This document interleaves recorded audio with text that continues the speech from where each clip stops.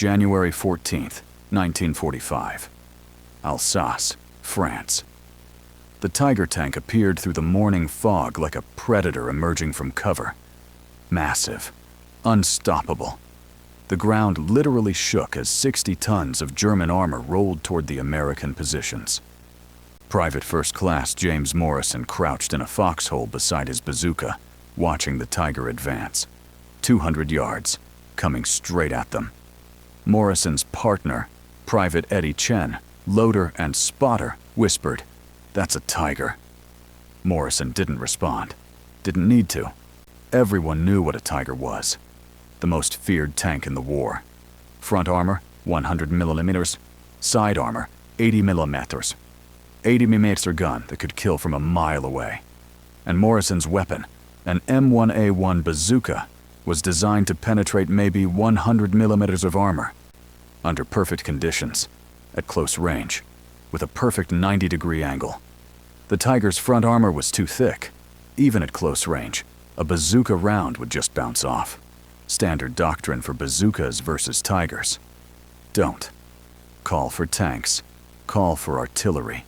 Call for air support. Anything except trying to fight a Tiger with a bazooka. But Morrison didn't have any of those options. His company, Charlie Company, 2nd Battalion, had been cut off for 3 days. Surrounded by German forces in a small village. No tank support. Artillery out of range. Air support grounded by weather. Just 140 infantry soldiers, defending against what intelligence said was a German battalion, maybe 600 troops, with armor support. The Tiger that Morrison watched was leading that assault. Behind it, German infantry. Half-tracks, a combined arms attack designed to crush Charlie Company and take the village. If the Tiger broke through, the German infantry would follow, and Charlie Company would be overrun. Morrison looked at his bazooka. Tube launcher, shoulder-fired. Effective range, 100 yards. But effective didn't mean it could kill a Tiger. Just that the rocket would reach the target. Whether it penetrated was another question. Chen touched his arm. "What do we do?" Morrison studied the Tiger. It was angled slightly, not coming straight at them. Maybe 15 degrees off-center, moving toward the left side of the American line, where 3rd Platoon was dug in. Morrison knew 3rd Platoon's positions. Foxholes, machine guns, no anti-tank weapons. If the Tiger reached them, it would roll right over the positions.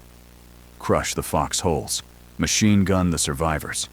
And nothing 3rd Platoon had could stop it. Morrison made a calculation. Not mathematical, geometric. The Tiger was moving at an angle, which meant at some point it would expose its side to Morrison's position. Not directly, but at maybe 45 degrees. Still not ideal. 45 degrees meant the armor was effectively thicker. Angled armor deflected rounds, but it was better than frontal armor, and it was the only shot Morrison was going to get. "Load." Chen stared at him. "We're engaging." "We're engaging. That's a Tiger. I know what it is." "Load." Chen pulled a rocket from the bag.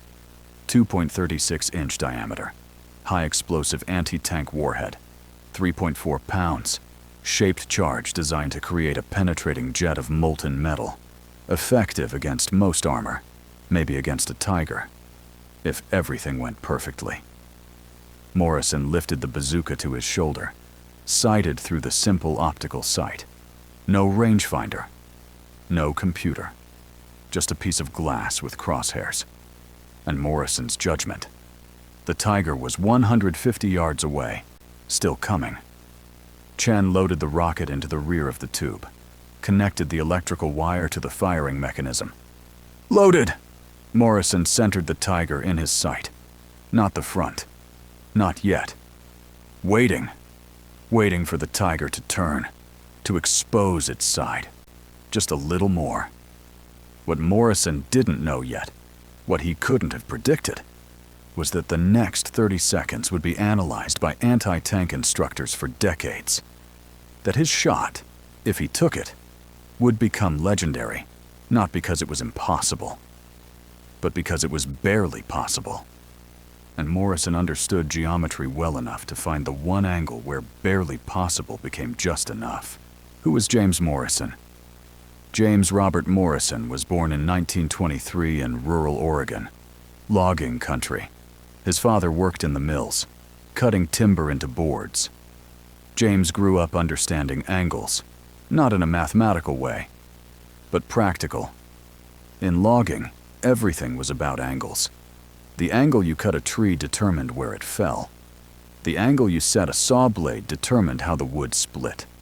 Wrong angles meant accidents, crushed equipment, injured workers. His father taught him to see angles instinctively. Look at how that tree is leaning. Look at where the weight is. That tells you where it'll fall. James learned to read structure, weight distribution, how force traveled through material. By age 16, James was working in the mills during summer, not cutting, but setting up cuts, calculating the best angle to maximize usable wood, minimize waste. When the war started, James enlisted in the Army in March 1943. Infantry. He didn't request anything special, just wanted to serve. They trained him on basic weapons, rifle, machine gun, grenades, and, because his aptitude tests showed spatial reasoning skills, bazooka. The M1A1 bazooka was relatively new, introduced in 1943.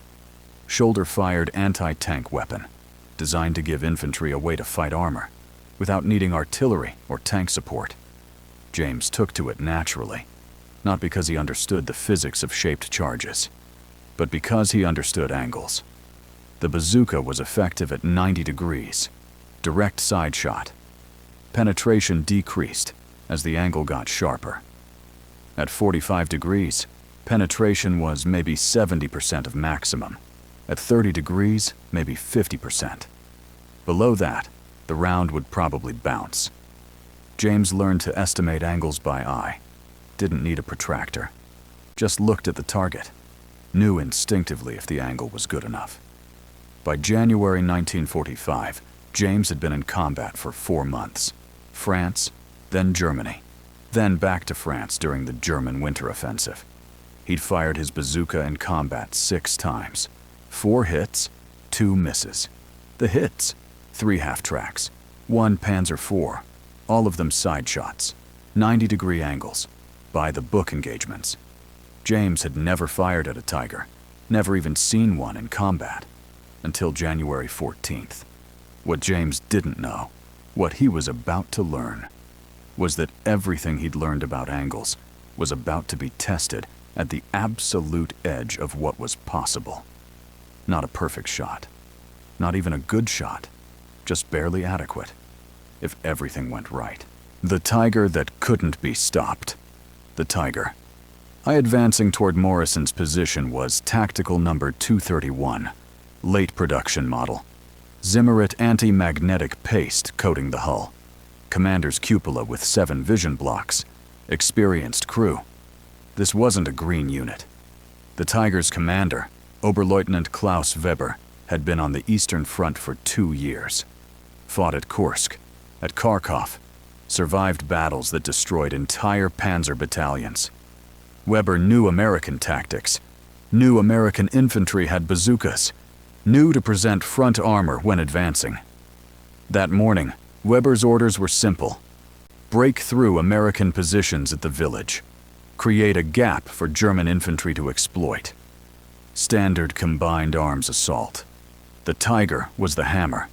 Infantry would be the exploitation force. Weber scanned the American positions through his cupola periscope. Foxholes, machine gun positions, no visible anti-tank guns, no tanks. The Americans were dug in, but dug-in infantry couldn't stop a Tiger. Not with small arms. Weber's 80 mm gun could destroy any position from 1,000 yards. His armor could withstand anything American infantry had. Except, Weber knew bazookas. The one weapon American infantry had that could theoretically hurt a Tiger. But only from the side, or rear, and only at close range. Weber's tactic was simple. Present front armor. Advance slowly. Don't expose the sides. Gun down any bazooka teams that revealed themselves. The Tiger rolled forward, 20 miles per hour. Not fast, but steady. Inevitable. Weber watched the American lines, looking for movement, for soldiers trying to reposition, for bazooka teams moving to flank. He saw nothing. The Americans were staying in their foxholes.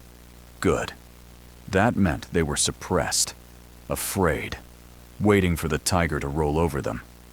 What Weber didn't see, couldn't see from his angle, was Morrison.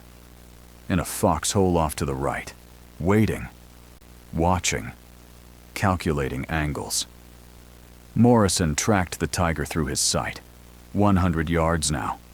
Still too much frontal aspect. The Tiger was angled maybe 20 degrees. Not enough. Morrison needed 35 degrees, minimum, to have any chance at penetration. He waited. The Tiger continued forward, moving toward 3rd Platoon's positions, which meant, Morrison realized, the Tiger would pass his position. At close range, maybe 50 yards. And as it passed, it would expose its side for maybe 5 seconds. Morrison adjusted his position, shifted the bazooka slightly left. Chen whispered, "It's getting closer." "I know. When do we shoot?" "When the angle's right." 75 yards. Morrison could hear the Tiger's engine now. Maybach 5-12, 700 horsepower. Distinctive sound. Powerful. Terrifying when it was this close. 50 yards. The Tiger was almost past them, turret facing forward. Crew focused on 3rd Platoon. The side was exposed. Morrison looked at the angle. Maybe 45 degrees. Not perfect, but workable. If he hit the right spot. "Stand by." Chen crouched behind him. "Ready." The Tiger's side armor had one vulnerable point, just behind the turret, where the ammunition rack was located. If Morrison could hit that spot, the penetrating jet from the shaped charge might ignite the ammunition. Catastrophic kill. If he missed, if he hit thicker armor, the round would bounce, and the Tiger would know where they were, would traverse the turret, would fire the 82 mm at their position. One shot. That's all Morrison would get. Make it count. Or die. Morrison centered the sight. Side armor. Behind turret. Distance, 45 yards. Angle, 45 degrees. Barely adequate. He exhaled, squeezed the trigger. What happened next would be analyzed frame by frame in training films for decades. Not because it was perfect, but because it was barely enough. And barely enough is all you need. The shot. The rocket launched with a distinctive whoosh. Backblast from the rear of the tube kicked up dirt and smoke from the foxhole. Morrison felt the recoil through his shoulder. Familiar. He'd felt it dozens of times in training, 6 times in combat, but never at a Tiger. Through the sight, Morrison watched the rocket streak toward the tank. 45 yards, less than half a second of flight time. The rocket hit exactly where Morrison aimed. Side armor. Behind turret. But 45 degrees is not 90 degrees. The shaped charge detonated, created the characteristic jet of superheated metal, designed to punch through armor. For a fraction of a second, nothing happened. Morrison thought. Bounced. We're dead. Then, the Tiger exploded. Not the ammunition. Not yet. But fuel. The penetrating jet had gone through the side armor, barely, and ignited fuel tanks in the engine compartment.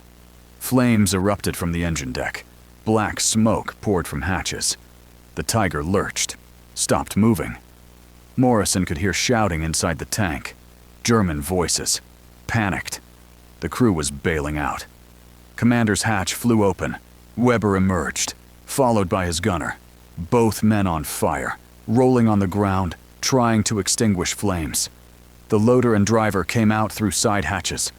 All 4 crew members survived. Wounded, burned, but alive. They ran toward German lines, away from the burning Tiger. Morrison lowered the bazooka, stared at what he'd done. Chen grabbed his shoulder. "You killed a tiger." Morrison shook his head. "Mobility kill, not catastrophic." "It's burning!" "Engine fire, not ammunition." But it didn't matter. The tiger was dead. Not destroyed, but stopped. Immobilized. Crew evacuated. Functionally the same as destroyed. And without the tiger, the German assault stalled. The infantry behind the tiger saw their armored support burning, saw the crew bailing out, and hesitated. That hesitation was fatal. American machine guns opened up, concentrated fire on the exposed German infantry. The assault broke, German troops falling back, taking cover. The attack was over. Charlie Company held. Morrison sat back in the foxhole, hands shaking. Not from fear, from adrenaline draining out of his system. Chen was grinning. That was the craziest thing I've ever seen.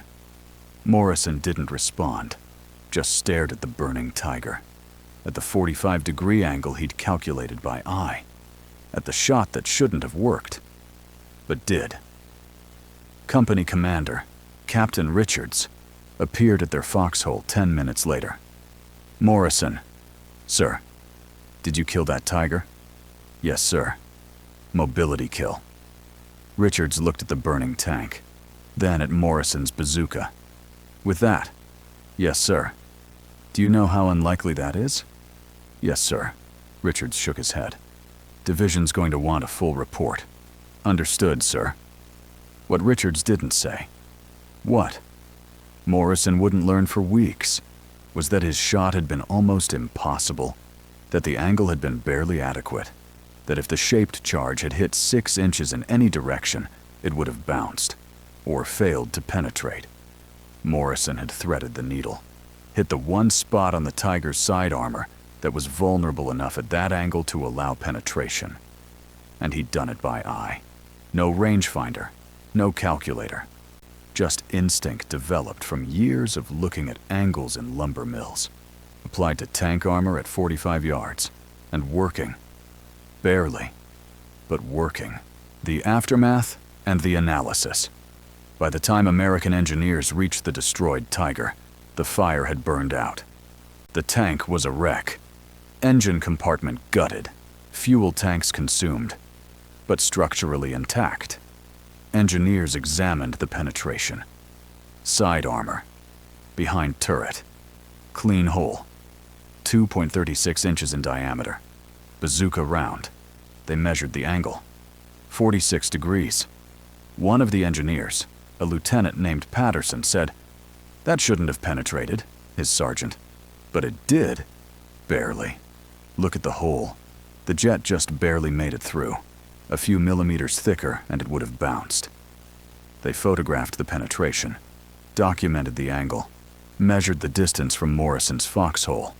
43 yards. Patterson wrote in his report, "Bazooka engagement of Tiger on tank at 43 yards, 46-degree angle. Penetration achieved through shaped charge jet entering engine compartment and igniting fuel. This engagement represents the extreme edge of bazooka effectiveness against heavy armor. Recommend use as training example of optimal positioning and shot placement." The report went up the chain.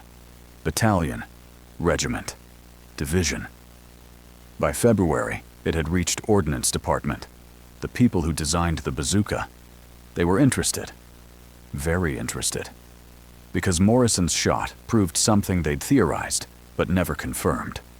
That the bazooka could kill a tiger. Under perfect conditions. With perfect shot placement. And a lot of luck. They interviewed Morrison. "How did you know where to aim?" Morrison tried to explain. "I looked at the angle. Knew frontal armor was too thick. Needed a side shot. But Tiger wasn't giving me 90 degrees. So I waited for the best angle I could get. Figured 45 degrees was workable, if I hit the right spot." "How did you know the right spot?"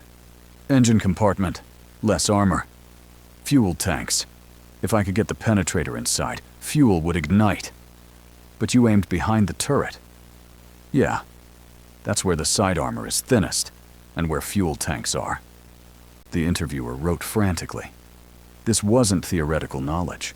This was practical battlefield geometry, learned by doing, by looking at angles and understanding where force needed to go. The Ordnance Department created a training film. Anti-tank tactics, the Morrison engagement. Used diagrams to show the angle, the shot placement, the result. The film concluded, while frontal engagement of Tiger tanks with Bazooka is not recommended, lateral engagement at 45-degree angles is possible with proper positioning and shot placement. Key factors. 1. Wait for optimal angle. 2. Target thinnest armor sections. 3. Aim for fuel or ammunition storage. 4. Engage from minimum range. 5. Take only high-probability shots. Morrison never saw the film. He was back with Charlie Company, fighting through Alsace, then Germany, using his bazooka on more conventional targets, half-tracks, bunkers, lighter tanks. He never engaged another Tiger, never needed to. But every bazooka team that trained after February 1945 learned about Morrison's shot. Learned that Tigers could be killed. Not easily, not safely, but possible. With the right angle, the right placement, the right amount of courage. The doctrine born from one shot. Morrison's engagement changed bazooka training. Before January 1945, doctrine said, "Do not engage heavy tanks. Call for support." After Morrison, doctrine said, "Heavy tanks can be engaged if support is unavailable. Prioritize flank shots at 45-90-degree angles, target engine compartments, and ammunition storage. Minimum range, 50 yards. Maximum effectiveness, 100 yards." The key change was psychological. Infantry units now believed they could fight heavy armor. Not prefer to, not optimally, but could, if necessary. That belief mattered, because in combat, belief affects decision-making. Units that believed they were helpless against Tigers would retreat, would call for support that might not come, would abandon positions, but units that knew bazookas could work would stand, would fight, would find the angles that made impossible shots possible. By spring 1945, American infantry had recorded over 50 bazooka kills on German heavy tanks. Tigers, Panthers, King Tigers. Not all of them catastrophic kills, but mobility kills, engine hits, track damage. Enough to stop the advance, to buy time, to hold positions. Every one of those bazooka teams had learned from Morrison's example, had studied the angle, the placement, the technique. One shot at a Tiger had rippled forward through every engagement that followed. Morrison never thought his shot was that significant.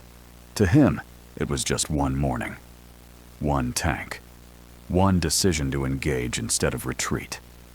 But to the thousands of infantry soldiers who fought after him, Morrison's shot was proof that they weren't helpless, that they had tools that worked if they used them right. The soldier who went home. Morrison stayed in the Army until Victory Day, May 1945. Fought through Germany, into Czechoslovakia, until the surrender. He never fired at another Tiger, but he carried the confidence from that morning in Alsace. The knowledge that he'd done something almost impossible, and made it work. Morrison returned to Oregon in August 1945, back to logging country, back to the mills, but not the same mills he'd left. His father had retired. Morrison took over as mill supervisor, managing cutting operations, setting angles, maximizing efficiency. The same work he'd done before the war, but different, because Morrison had learned in combat that angles weren't just about efficiency. Sometimes they were about survival. One of his workers asked him once, "You ever do anything exciting in the war?" Morrison thought about the Tiger, about 45 degrees, about the penetrating jet that barely made it through. "Took a shot once," he said. "Long shot. But it worked." That was all he said. Morrison worked in the mills for 38 years, retired in 1983, died in 1997, age 74. His obituary mentioned his career in lumber, his contributions to mill safety. One sentence mentioned military service. Served as infantry, U.S. Army, European theater, World War II. That was all. No mention of the Tiger. No mention of the impossible shot. No mention of the training films and doctrine changes. But at Fort Benning, the U.S. Army Infantry School, Morrison's engagement is still taught, still analyzed, still used to show that infantry isn't helpless against armor. Just needs the right angle, the right weapon, the right amount of courage. The legacy of the shot today. Infantry anti-tank weapons are sophisticated. Javelin missiles, TOW systems, top attack munitions, fire and forget technology. But the principle Morrison demonstrated remains the same. Infantry can fight armor with the right positioning, the right angle, the right shot. Modern anti-tank training still emphasizes what Morrison understood instinctively. That armor has weak points, that angles matter. That patience to wait for the right shot beats hasty engagement from bad angles. In Iraq, in Afghanistan, in every conflict since World War II, infantry soldiers have faced armored threats and used the same principles Morrison used. Find the angle. Wait for the right moment. Take the shot that works. Morrison's bazooka is long gone, probably scrapped after the war. But his shot lives on, in training manuals, in doctrine, in the knowledge that infantry isn't helpless, just needs to be smart, patient, brave enough to take the shot that everyone says is impossible. The team that made it work. There's no memorial to Morrison's shot, no monument in Alsace. The battlefield is farmland now. Peaceful. The Tiger was recovered after the war, probably scrapped. No trace remains, just the story, and the training films, and the lesson. Morrison never wanted recognition, never talked about what he'd done. To him, it was just one shot, one morning, one decision to engage instead of running. But Chen, his loader, never forgot. Years later, Chen said, "Morrison made it look easy, like he just pointed the bazooka and fired. But I was there. I saw how long he waited, how carefully he positioned, how precise he was with the angle. That wasn't luck, that was skill and courage. Because if he'd missed, that Tiger would have killed us both." That's Morrison's legacy. Not the kill itself, but what it represented. That ordinary soldiers with ordinary weapons could do extraordinary things. When they understood their tools, when they waited for the right moment, when they refused to accept that some targets were invulnerable. James Morrison killed a tiger with a bazooka. One shot, 45-degree angle, 43 yards. He did what doctrine said was nearly impossible, and made it work. Not through superior equipment, not through luck, through understanding angles, through patience, through the willingness to take the shot that barely had a chance of working, and making it work anyway. Because sometimes, barely possible is all you need. And Morrison understood that barely possible beats impossible every single time.